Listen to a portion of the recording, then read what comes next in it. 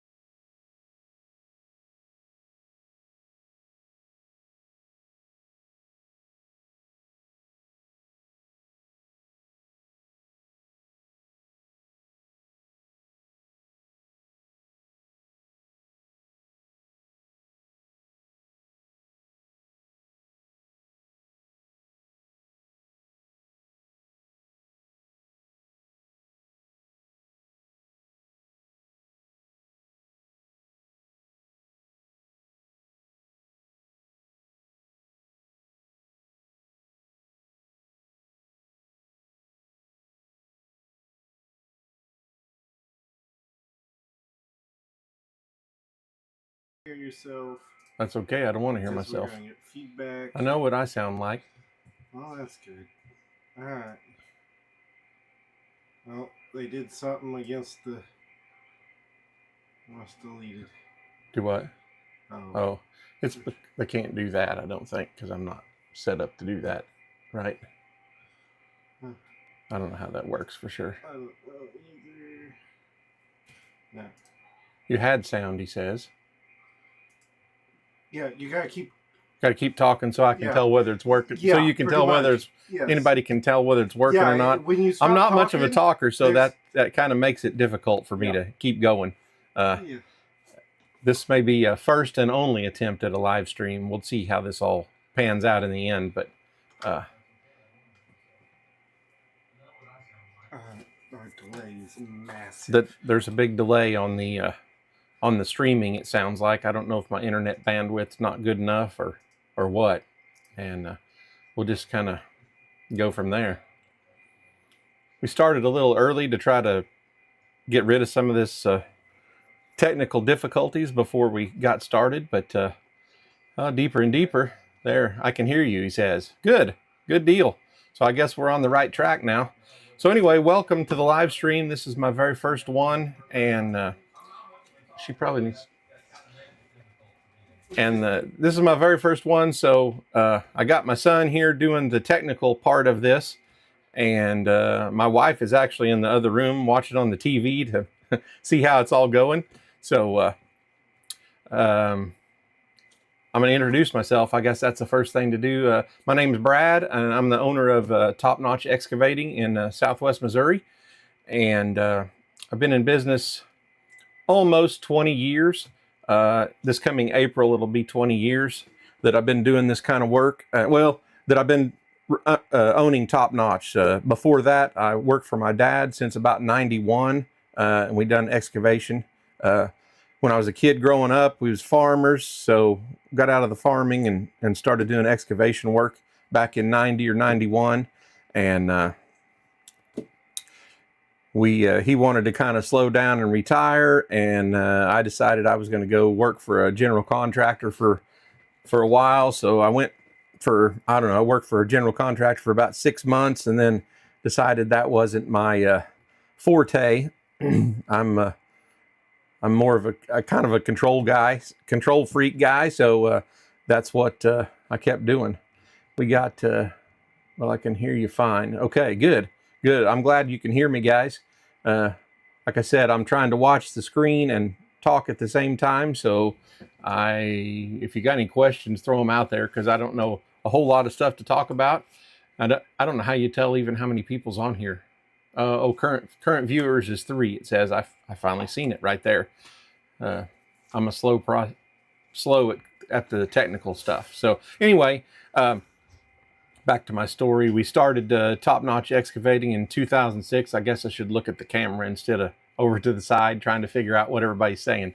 I've been on some live streams, but not never one of my own. So I will attempt to get better as the time goes on.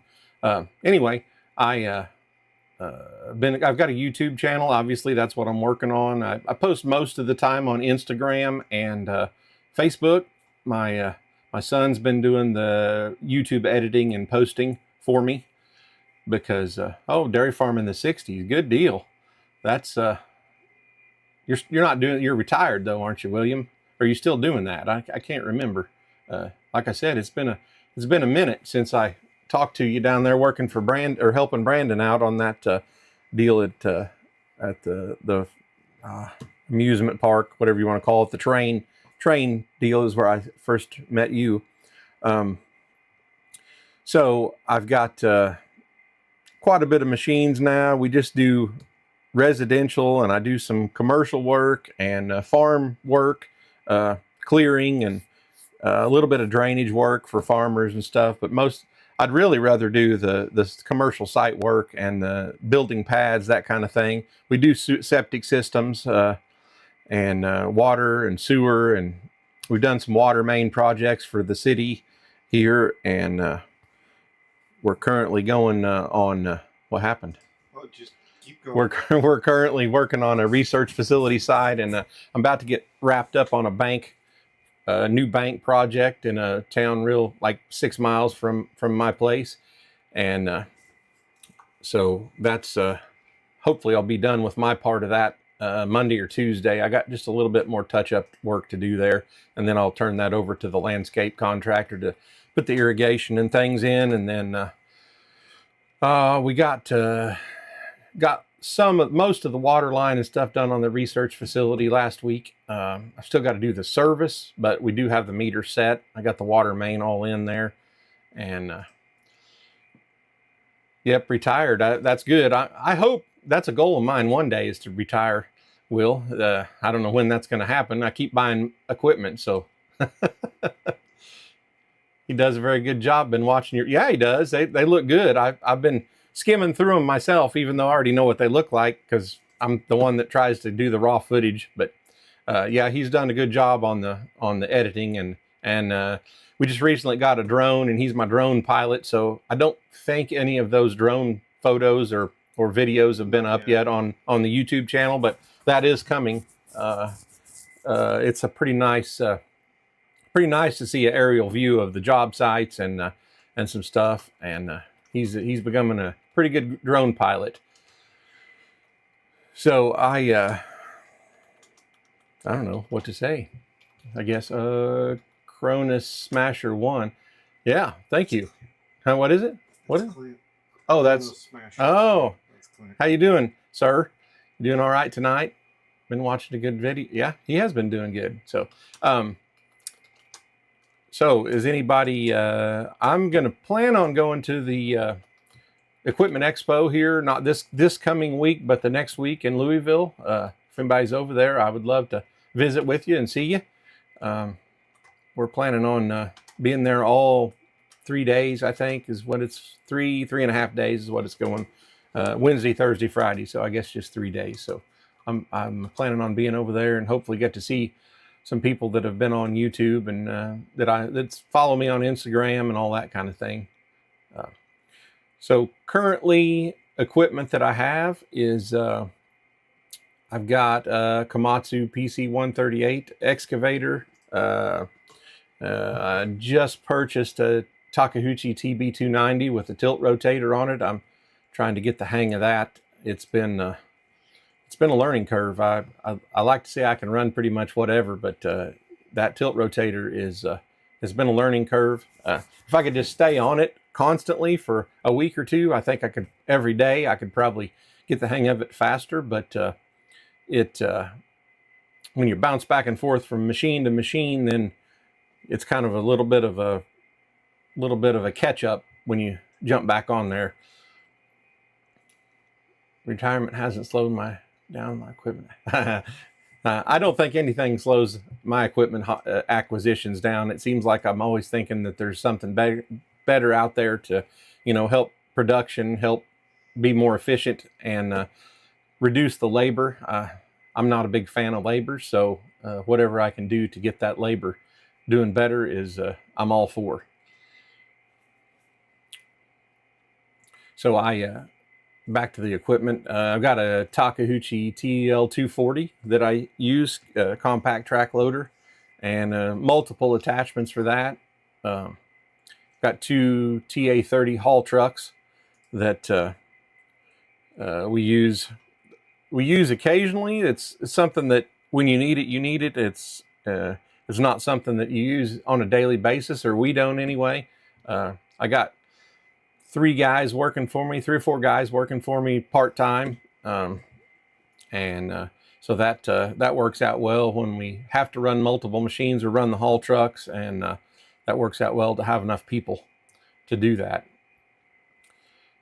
Doing good. Thank you, sir. Sounds like you're going to buy more once you go there. Yeah, that's a possibility that I'll see something I want to upgrade to at the Equipment Expo. At the moment, not, but I'm hoping next year maybe to upgrade a skid steer. Hopefully, we'll see how that all works out. I just bought a drone. The last one flew off somewhere. Yeah, Will. They have a tendency to do that.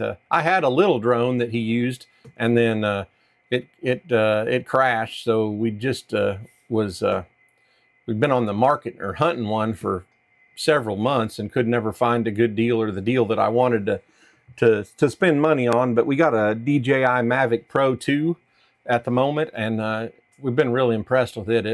It really does well for us on it. Way more stable. We had the DJI Spark before, which is just a mini drone. It wasn't a very big one, and the flight time on it was not very good. But this Mavic 2 has really done well so far anyway on it. Deeper and deeper. What's some of the hardest jobs you've ever done? Hardest job we've ever done. I was trying to think. I built a like 40-foot long bridge for the county back in 2011, and that was the first one I'd ever done, and that was quite challenging. I had a big project going, big laser grading project going at the same time, and it was only me and one other guy, so it kind of thinned out, the labor force. But we did get it accomplished. It took us a while, but we got it done, and that would have been a difficult project, I believe. I'm thinking about that.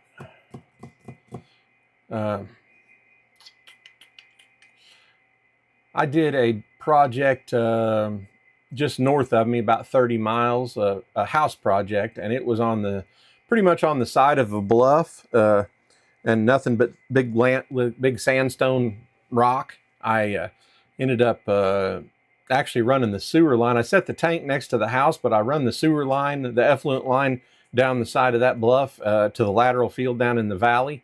That was a little bit of a challenging site as well. So right off the bat, that's the two hardest ones I think that I can think of. I don't know. We've done so much work. It's hard to think about how we got it all done with just one or two guys. It's we get a lot of work done for no bigger crew than I have. So I got. I'm trying to think of any other ones. Hammered a lot of rock out in basements and that kind of thing.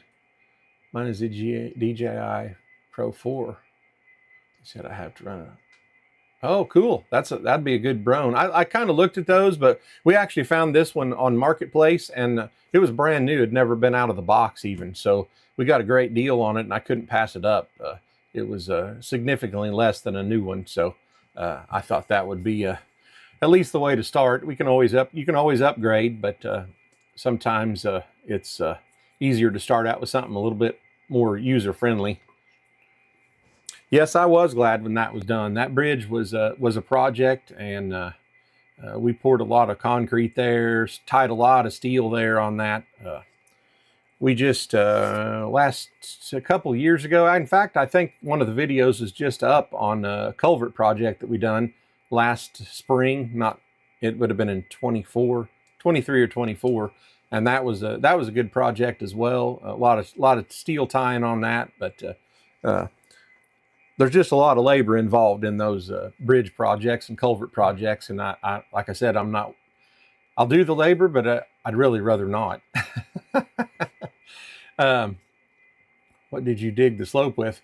Will, I dug that slope with the TBO 35 mini excavator Takeuchi that I have, and it was steep. It was steep. Had the blade behind me, obviously, going down the slope, and it was a little bit of pucker factor, but you know, we got it done. Had to use that to do the backfill down through there as well. Of course, I mean, it's not like they were going to mow it or anything. It's just off through the brush and timber on the side of that bluff, you might say. So it that worked out pretty well. What else do I have? I have a WB 140 Komatsu backhoe that I have had for quite a while. The transmission's a little bit weak in it, but we still get things done with it all the time. And I've got a Model D Alice Chalmers road grader. It's a 1968 or 69 model motor grader. Just got a 10-foot blade, just a nice little grader. We actually bought it off of the city, our local city here, put it up for auction, and I got the bid on that and bought it off of them, and it was a one owner. I ended up having to rebuild the motor in it and some stuff, but my dad actually worked for the city back in 68 or 69 when it was when they bought it brand new, and it's a good little grader. It's a handy tool. It does not have power steering, which is the only thing I don't like about it. But other than that, it's a pretty slick machine, especially being one owner.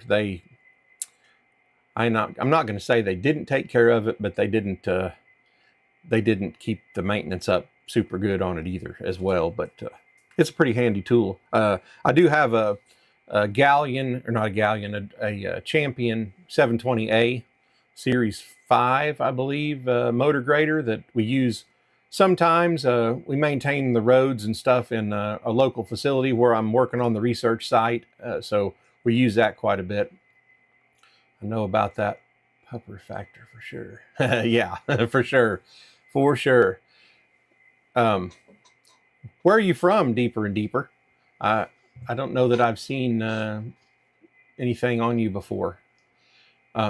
That rail bed is still in great shape at Diamond. Oh, good. At Diamond Grove. Yeah, that's the one I went and worked on helped Elite Earthworks out. Brandon down there took that little motor grader down there and worked on that, which obviously, William, you've seen that because you were there running the roller at the same time. But I don't use that grader a whole lot. It's been sitting on a job site for a few months that I've been neglecting, and things just got busy and couldn't get back to it. But we're fixing to get back over there and try to get that driveway finished up for that for those people. And they're actually wanting to put the primary power in as well. So we got to do the trenching for that. And hopefully here in another 3 weeks, we'll be back over there working on that fairly quickly. What else do I have?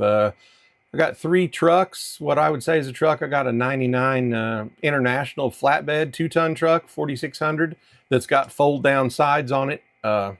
And it's got a hoist on it, but it's like a truck that they use, like a lumber truck. They use to deliver lumber out of lumber yards, and somebody has built fold down sides, 2-foot sides on it, and I got a pintle hitch trailer that I pull with that I use to haul the skid steer and TB290 around, or whatever I want to haul.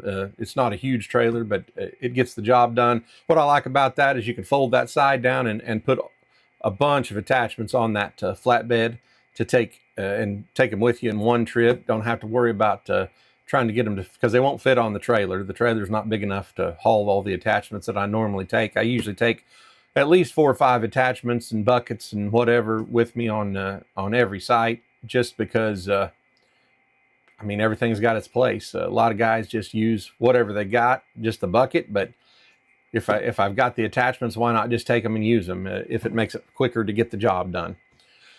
So I do that, and then let me think about what else I have. Oh, I was on the trucks. I got a 96 International 8100 dump truck that I use. It's been a handy truck. It's so short coupled. It's only got a 12.5-foot bed on it, but it's been a good truck. It was actually a day cab truck that I had the bed installed on. Went down by Huntsville, Alabama, and got the truck, and then had a company in Little Rock, which they're not even in business anymore, but they installed the bed for me. And then my most recent truck that I got is a 95 8100 day cab that I pull the low boy with, or I can pull a bigger pintle that I have that I used to pull with the dump truck.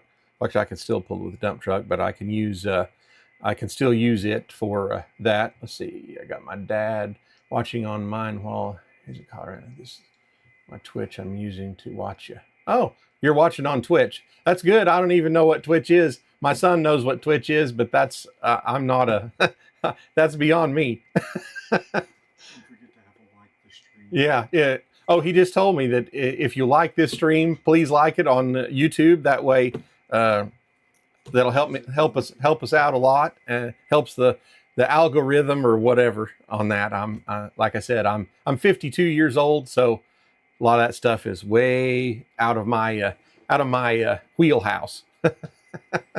So anyway, yeah, and I just recently bought a Pitts detachable neck lowboy, 35-ton detachable neck lowboy that I'm pulling with that day cab truck, which is really nice because I'm able to haul most of my stuff around with that bigger pintle that I have, but I'm just tired of climbing the ramps to get that high up there. So and also got a D51 PX Komatsu dozer that I really like. I've really enjoyed having that. We've just been using it about, I bought it last year, but it sat in my shop for like 8 months before I even got it out and ready to go. So, but I really like it. I did have a D39 EX dozer before that, and it was a good machine. It just wasn't quite as big enough, just wasn't quite as big as I wanted to be able to cover the ground. I mean, it worked great on residential sites and that kind of thing, but if you get on a very big pad or a commercial site, industrial site of any kind, it just wasn't really wasn't quite big enough to cover enough ground to make any kind of production happen. So especially if you're hauling with I got two TA30 haul trucks, Terex haul trucks. So if you're hauling with them, I just needed a bigger dozer to keep things knocked down fast enough to place fill with those 2 trucks hauling. So that worked out good for me. And let's see, I'm using my Twitch account. Yeah, there you go. So anyway, that is kind of my background story. I grew up on a farm.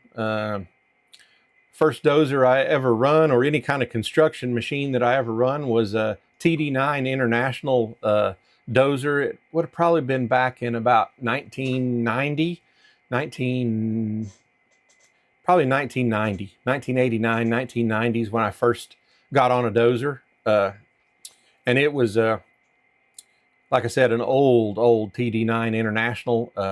It's just a straight dozer, didn't have no tilt, no angle, no nothing. It had the cylinders mounted above the tracks on the sides. Had a snap clutch. You got to clutch it, snap clutch every time to change forward and reverse gears. Just absolutely wore out. The pads were paper thin on it. So that was the very first construction machine that I had ever run. I'd run tractors, baled hay, all kinds of farm related stuff before that. But that was the first thing that I'd ever done. And then after that, Dad bought a traded that off for a Case 1000. It had the what they called Terramatic drive. It was like a 1968 model, somewhere in there, 69. Anyway, it was absolute. It looked really nice. They had painted it up and stuff, and it actually had an hydraulic angle blade on it, but it was not much of a dozer. That thing was broke down more than it was even running. So at that point, we quit farming. We started doing excavation work. Well, I went to college for about a half a semester and decided that was not for me. So I come home, and then we decided to do excavation work. Yes, I did learn a lot with that TD9. Yeah, these guys nowadays that are just getting into it, running these newer machines, they don't understand. And I realize the guys before me with the old cable dozers even are saying that about my generation. So, you know, that's just the progress of things, but that's just kind of the way it works. Oh, I got 10 people on there now. That's good. So we're gaining a little bit. I appreciate everybody being here. As I said, when I started, my name's Brad. I'm the owner of Top Notch Excavating, and we'll have been in business this coming April. Top Notch has been in business for 20 years. So it's been a lot of ups and downs, but the good Lord's really blessed me on you know, having work. Even in 2008 when the crash hit, I never was without jobs or work, and you know, like I said, I can thank the Lord for that, because I had just bought back in 2006. Well, 2006 is when I started Top Notch. Sorry, I'm all over the place on this talking. 2006 is when I first started Top Notch. Actually, I'm not going to go there. I'm going to go back to my dozer story. So after that 1000 dozer, we decided we were going to go. Dad decided we'll go in business, and I'll run machines, and we'll start. First called it Campbell Backhoe and Loader, but later on it was Campbell Excavating, and he bought a Case 1150B track loader, and so that's what I really cut my teeth on working out for customers and clients, was with that 1150B. One of the first jobs that I'd done with that was in a timber or the brush, and they had hired another guy with a skid steer and cans and a tree shear to go in and clear out all the underbrush, and he just left all that stuff laying, and my job was to go in there with that track loader and pile that brush. Which, if anybody's ever followed a tree clipper, and he was clipping stuff that he probably shouldn't have been clipping. It was too big, but the guy didn't want to disturb the ground anymore and pull the roots and all up. So some of the stumps were, well, every stump was sticking up a little bit, and you just have to be super careful. The trees that he left might have been 10 or 15 feet apart. I mean, it was thick timber, and he just went and done the underbrush. So that was a challenge to try to get all that stuff piled and worm through the other trees to get things piled. My grandfather had a D9 World War II era, had cable lift for the blade, around on tonnage. Oh, that's cool. Backed over a telephone pole. You probably didn't even realize you'd run over that telephone pole with a D9, Will, I'm guessing. Oh, was born in 91. I see that. Yeah. So that's when I graduated high school, was 91.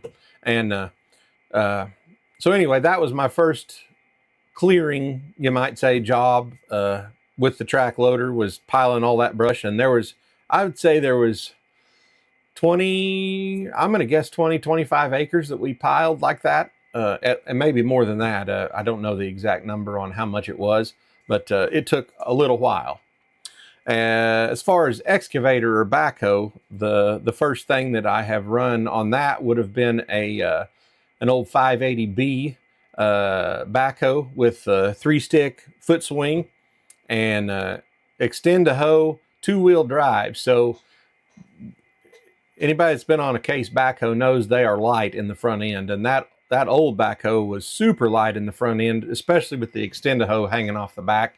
because they didn't have any counterweight, enough counterweight on the front end to hold it down. Didn't add any when they put the Extendo on. So to load that on the trailer, we had a pair of sprockets, old wore out rear sprockets off the back of that 1150 loader that we had a chain run through and bolted. And then, so to load it on the trailer, you'd have to hook that chain on the front loader bucket of that backhoe so it would hold the front end down when you pulled up on the trailer. It was, and still was pretty light, but was able to get it off and on that way. So anyway, that was my first beginnings of excavation work on that. The very first house that I dug was fairly close to that timber job that we did, and just a greenhorn, didn't know anything about how to do that. Luckily, my local concrete guy, we're friends with them, and they were doing the walls on that, which later in life was my actual neighbor, and he passed away just a couple years ago, I guess, or maybe 1 year. But anyway, that was really our first start on doing excavation work around this area, and just kind of grew from there. Graduated from that 580B backhoe. Dad ended up buying like a 1440. No, it was a 1550 JCB backhoe. It was 2-wheel drive, but it was way heavier in the front end, and a pretty good size machine. And that was a good backhoe. But anyway, that's kind of it. Let's see. I was looking forward at my grandpa. I didn't see the pole go down, but he did. But that was the end of my first dozer lesson. Well, you live and learn, Will. That's kind of part of the way it. That's kind of the part of the way it goes. What does them things? That just means that the top fan things. I don't know what that means. That's just who's chatted the most. Oh, okay. Okay. Sorry, guys. Like I said, this is our first live stream, and I don't understand how any of this works. And I'm looking at the screen, and there's all kinds of information, and it's a little bit overwhelming, but that's okay. So this deal right here, my wife actually made, which I think is kind of cool. She made that out of them pumpkins and painted them, and that, you can't see it, but that right there says TNE on it for Top Notch Excavating. Actually, I can just grab it. Yeah, let's just grab it. We'll just show you what it looks like. I thought that was pretty cool. Little mascot. Got our sticker on the hat up there. Yeah, I think that was pretty neat. She's a pretty talented gal. So anyway, I currently have what else do I need to say? I got this question. Addison's not on here, but I am going to answer this question. He wanted to know what is the most used excavator. So, that's kind of a challenging question, because it just kind of depends on the job. My first excavator, which is one that Dad actually had, is that TBO 35 mini excavator, which is what I started out with. I started out with that in 2006, renting it off of him, and eventually have bought it. And then he had a TL26, one of the old turquoise compact track loader skid steers, Takeuchi, and which had a blown motor in it. We rebuilt the motor. That was the first skid steer. He's also owned a JCB 185 when JCB first started coming out with wheeled and skid steers, and got in the skid steer market, which that machine was, it was okay. It's a unique design with the single side boom on there and the door to get in. I've since run one of their compact track loaders since then, just a year or so ago, and it was really, they've really come a long way to what that original model wheeled machine was. The used excavator thing is I don't know the answer to that. If you're clearing, if you're doing any kind of decent dirt work, then I would say that the 138 that we have, the Komatsu 138, is the way to go. But generally speaking, my go-to machine, I had a TB175, which is about an 18,000 pound machine that I sold, and before I bought the TB290 with the tilt rotator. So that was really the go-to machine for the broad, I think the broad vast majority of things. And I think that the TB290 is probably going to be a little bit better utilization with the tilt rotator. I'll probably be using it a lot because so far it's been very, very handy. Like I said, I'm trying to get the hang of it, but it's kind of a challenge. But really, that I would say that is the most versatile size machine to use, whether it be demolition, house demolition, foundation excavation, or water and sewer lines, utility work, even drainage correction, that kind of thing. I kind of like that 18,000 pound machine. It's still fairly easy to haul around, and really a versatile machine. It'll load a dump truck side. It'll go over the side of a dump truck fairly easy. You don't have to be right up against the truck to get the bucket over the side. So first time I ever used motor grader, super nervous to it, having like 12 levers. Yeah, they've got a lot of levers. But the only advantage to that is you're not using all them levers all at the same time. So, that's part of learning the deal. So I would say the most used excavator is probably that 18,000 pound class machine for me anyway, and the kind of work that we do. It would be the most versatile. I would hate to get rid of it. If I could only have one, it would be that size machine, I believe, because it's the most versatile to do the vast majority of residential work on. Addison also asks, is the tilt rotator going to change the game enough for the money? Well, I think that's yet to be seen. So far, I used it quite a bit at that bank project this last week, working in the islands around the building and spreading the topsoil around the islands and around the curb, inside the curb. Really worked fantastic so far. I need to get a drink.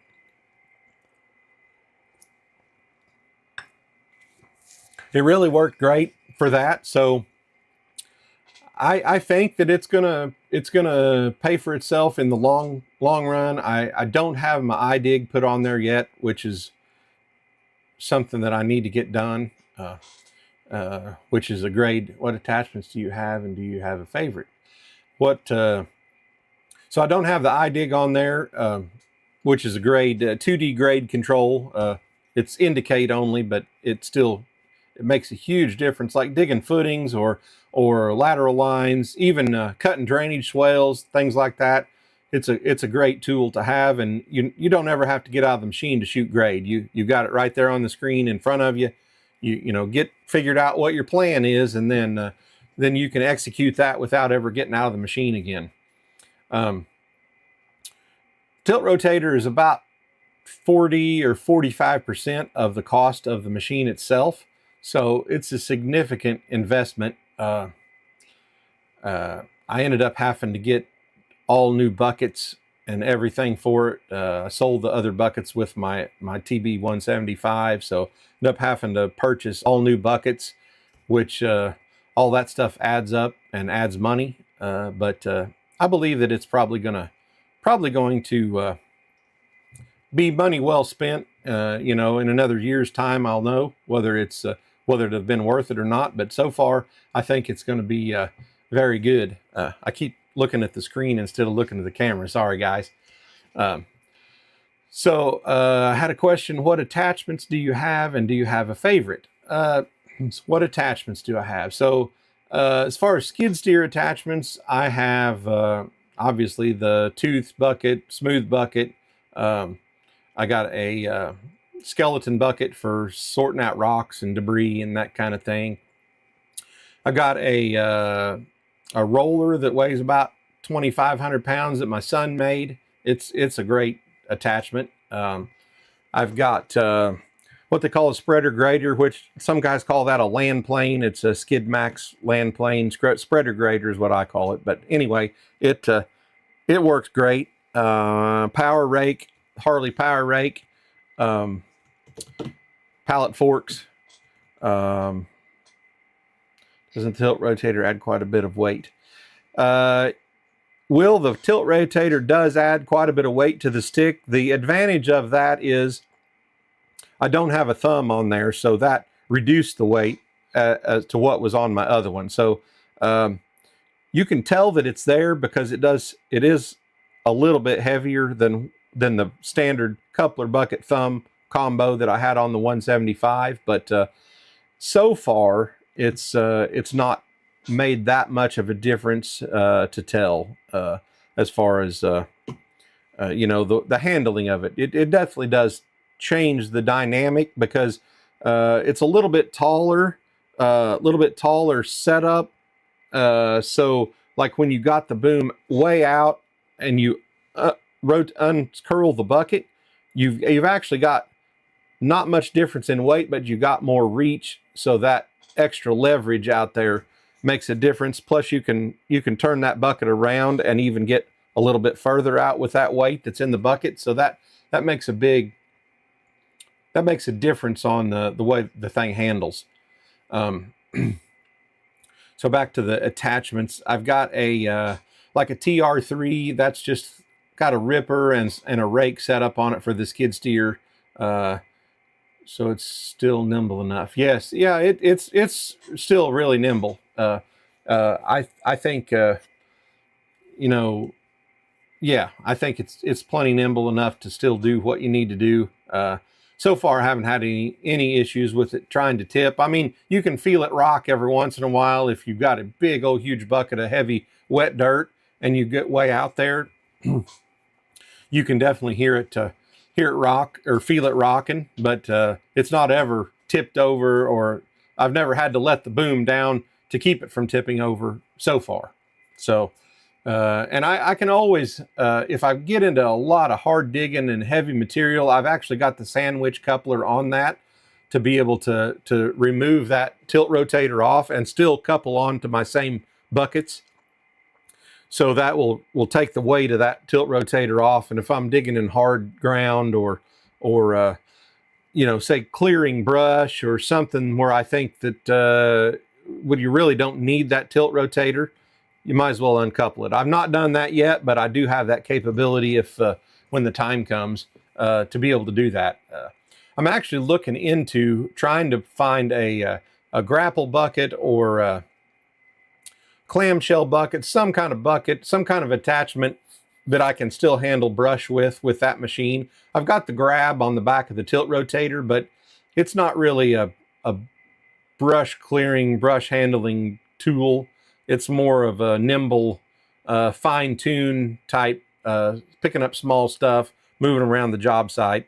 So that's not really going to work for if you got brush to clear or brush to load or anything like that. Demolition is not really going to work for that. So I've got to, I'm on the hunt for something like that, and I'm hoping maybe at Equipment Expo I'll be able to try to find a little bit more of that kind of thing and get some better ideas of what's out there and available to get for that. Back to the skid steer attachments, I got an auger, pallet forks. I said that already. That's all I can think of as far as the skid steer is concerned. I do have, I just recently bought a bedding box to use for the excavator to, you know, to put bedding material in, and you dump bedding material in that as you're digging along, laying pipe, and then you're able to scoop that out with the excavator and put it in the trench where it needs to be, or you just load it up with the skid steer or with the backhoe. I did have I bought a bigger 7-yard bedding box to do a water main project here a year or so ago, a couple years ago, I guess now, and it was just too big for my machine, so I sold that and got a Felco 3 cubic yard bedding box. Works great. It's I can handle it with the machines, and it's a very it's a unique attachment to have, or tool to have, but something that you, when you need it, you need it. So good morning, friends. It's not morning here, it's afternoon and evening. So where are you from?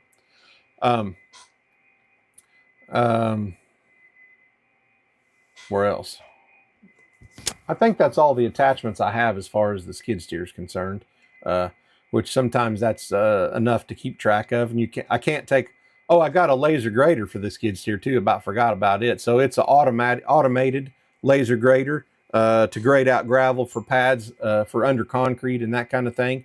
So that works really well too. That's something that Dad actually had when I was helping him back in the day, and I've still got it. It still gets the job done. It's just a blade to do that. So I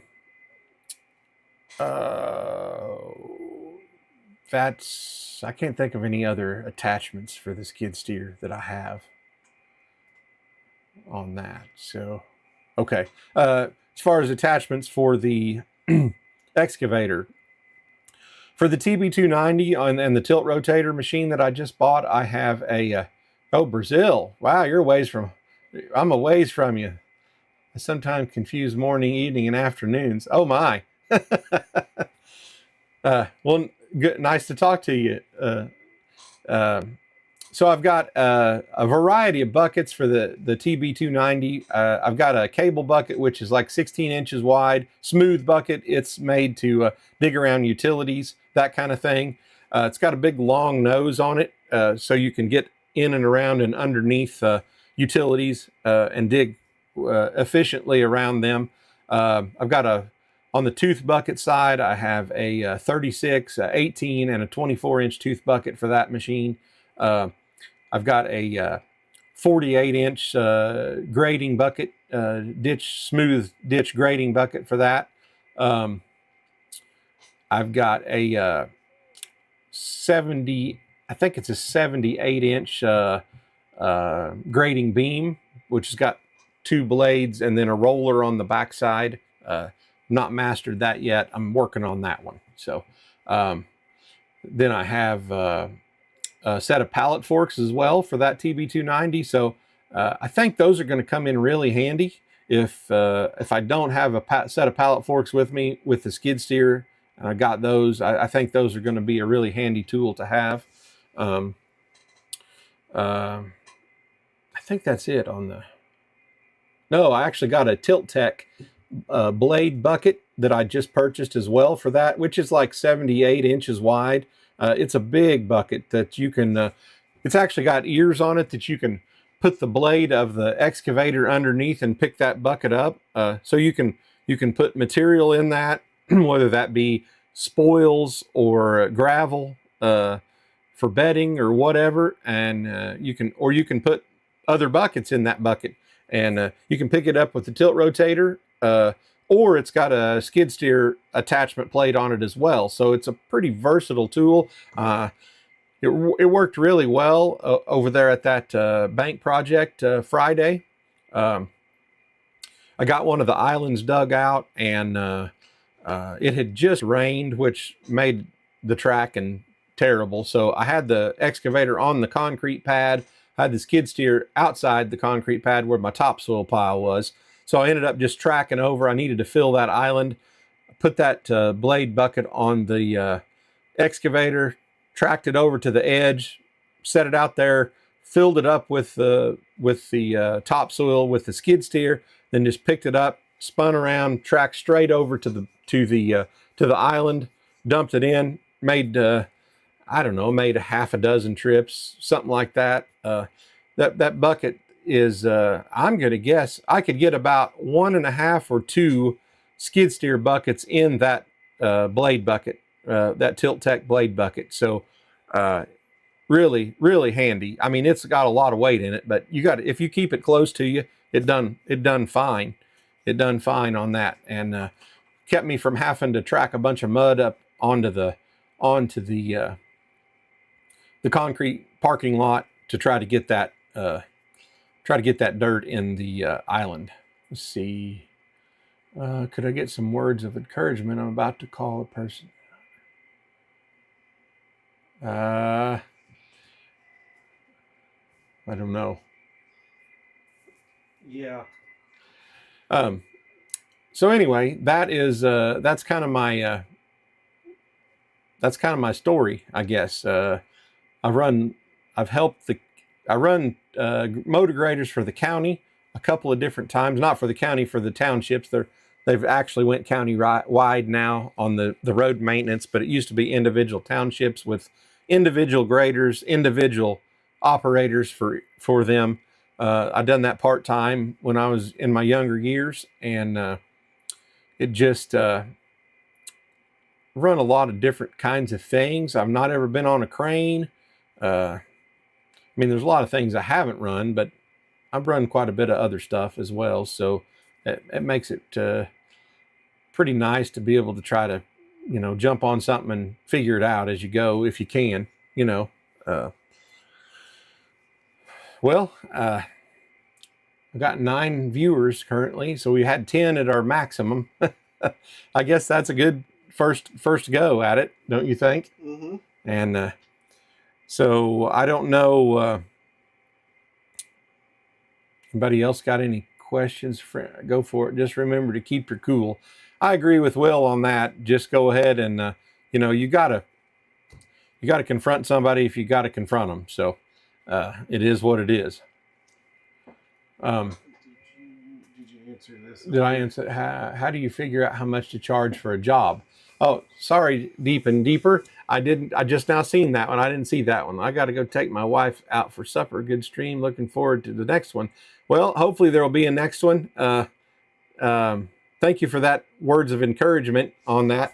To figure out how to bid a job, I just use past experience, and lots of times guys want to know how much an hour you get, and I try to do it by the job or by the day rate is what I've tried to do. Up until this year or last year, I really was just doing stuff by the hour, and it just doesn't pay very good, because the more technology that you buy to make your job more efficient and get the job done more efficiently, it doesn't. Sorry, I was looking over there again. It doesn't. That doesn't pay out by the hour. If you can get something done in half or a third of the time of the next guy that doesn't have that investment made, you can't charge the same per hour that guy is charging.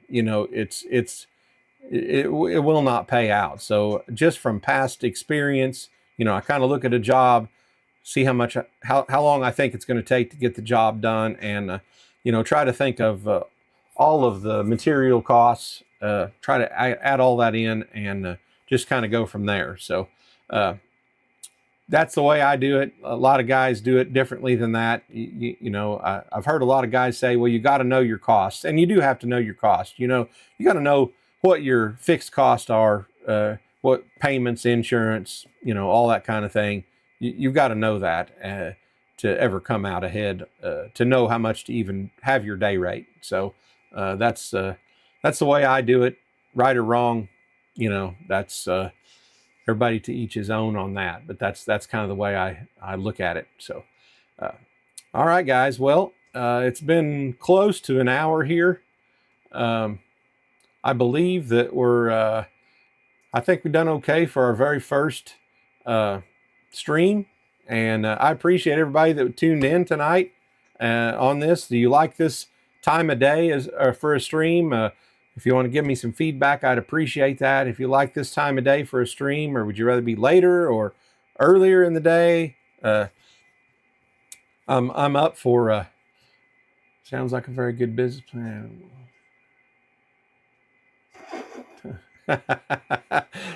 Well, I appreciate you watching Deep and Deeper. Just have a good dinner, and we'll see you on the next one, hopefully. And Brad, I enjoyed the visit. I'll holler next time I'm down your way. Yeah. Thank you, William. Just let me know and we'll get together or do something. All right, guys. Well, I am going to be signing off here. Thank you very much and have a blessed day.